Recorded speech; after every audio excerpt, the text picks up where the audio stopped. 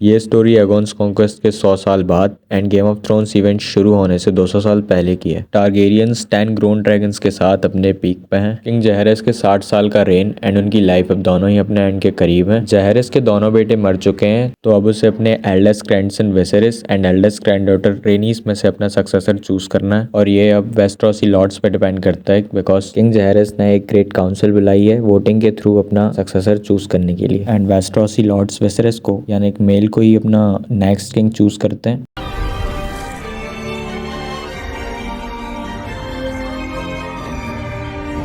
Now we are in the 9th year of king Viserys peaceful reign. यहाँ पे एक small council meeting चल रही है, जहाँ पे Lord Corlys Velaryon master of ships king को वार्न करते हैं कि ट्रायाकी, जो कि 3 फ्री सिटीज मैर, लेश एंड टायरोश का अलायंस है, और जिससे क्रेगस ट्रेहर एके द क्रैब फीडर लीड कर रहा है, ये स्टेपस्टोन्स पे पायरेट्स को मार रहे हैं और क्राउन को उसके अगेंस्ट कुछ करना चाहिए। इस वार्निंग को डिसरिगार्ड करते अपने सन एंड एयर, जो कि अभी उसकी वाइफ एमा एरन के वूम में है, किंग उसके सेलिब्रेशन में एक टॉर्नी ऑर्गेनाइज करने में लग जाते हैं। रनेरा टारगेरियन, जो कि किंग विसेरिस की ही बेटी है, and her best friend Alicent Hightower, जो कि hand of the king Otto Hightower की बेटी है, ये दोनों ही इस टूर्नी को अटेंड करती हैं। And Daemon Targaryen, king Viserys का भाई, भी इस टूर्नामेंट में पार्टिसिपेट करता है। सर क्रिस्टन कोल, जो कि एक कॉमन बॉर्न नाइट है, वो इस टूर्नी में कंटिन्यूसली विनर बन रहा था, एंड रनेरा उससे काफी इंप्रेस नजर आती है, जिसके बाद इन दोनों के बीच एक इंटरेक्शन भी देखने को मिलता है। ये चीजें मैं आपको इसीलिए बता रहा हूँ क्योंकि ये कहानी का इन्फ्लुएंशियल पार्ट है। इस टूर्नी में डेमन सग्वेन हाईटॉवर को, जो कि ओटो हाईटॉवर का बेटा है, उससे अपना पहला ओपोनेंट चूज करता है because of his hatred for auto.